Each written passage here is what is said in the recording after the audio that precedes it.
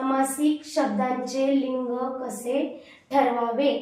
सामासिक शब्दांचे लिंग हे शेवटच्या शब्दाच्या लिंगाप्रमाणे ठरवावे. उदाहरणार्थ आपल्याला असे उदाहरण दिले, भाजी पाला, मीठ भाकरी, भाऊ बहीण, गाय रान हे सगळे सामासिक शब्द आहेत आणि याचं लिंग कसं ठरवायचं? मग त्यासाठी काय करायचं बघा, सामासिक शब्दांचे लिंग हे शेवटच्या शब्दाच्या लिंगावरून ठरवायचं. म्हणजे भाजीपाला यामधील शेवटचा शब्द आहे पाला, मग आपण काय म्हणतो, तो पाला, तो पाला. मग तो म्हणजेच काय, पुल्लिंगी, तो म्हणजेच काय, पुल्लिंगी. त्यानंतर आहे मीठ भाकरी, शेवटचा शब्द आहे भाकरी, आपण काय म्हणतो, ती भाकरी, म्हणजेच स्त्रीलिंगी, स्त्रीलिंगी.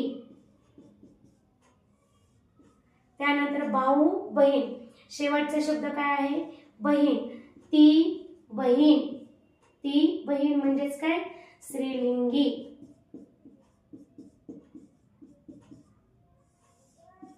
त्यानंतर गाय रान, त्याच्यामधला शेवटचा शब्द रान, म्हणून ते रान, ते रान नपुसकलिंगी. धन्यवाद.